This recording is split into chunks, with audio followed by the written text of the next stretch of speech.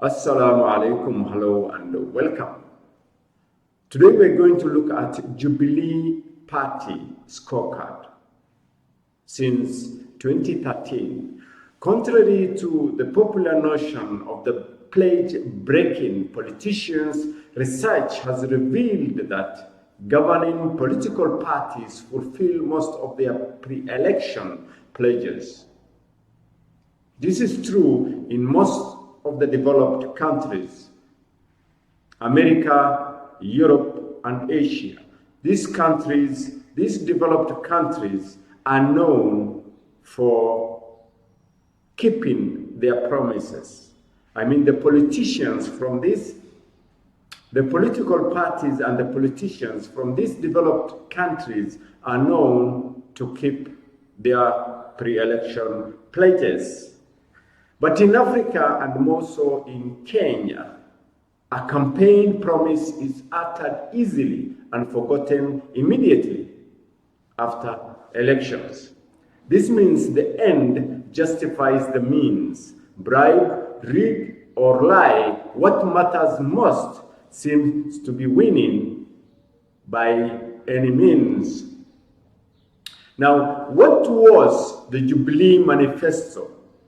What was it? Was it a document of empty promises, a tool to excite a section of Kenyans who are eager for a new dawn, or was it indeed an intentional statement of purpose by a coalition in touch with the needs of the grassroots? This is a question that is open for all of us to look at and then think about and come up with answers. Remember, Jubilee Party has been in power since 2013. Let us examine the Jubilee Party's promises against their actual achievements to date. I want to be very quick on these 10 pledges, and I want you to listen very carefully. I don't want to go into details. Starting with number 1, the issue of laptops to all pupils joining primary schools. Has it been achieved? Is it a pledge that has been kept? The answer is no. Number 2, by 2022, more than 13 million Kenyans will have health insurance through NHIF. Is this pledge kept? The answer is no. Number 3, the ambitious Big Four agenda of housing, manufacturing, food security, and universal health. Has this pledge been kept? The answer is no. Number 4, ensure every citizen is connected to reliable and affordable electricity by 2020. Has this pledge been kept? The answer is no. Number 5, 1 million job promises to the youth. Has it been delivered? The answer is no. Number 6, increase the national allocated budget to counties from 15 to 40%. Has this pledge been kept? The answer is no. Number 7, put 1 million acre of irrigation, put 1 million acre of land under modern irrigation scheme. Has this pledge failed? The answer is yes.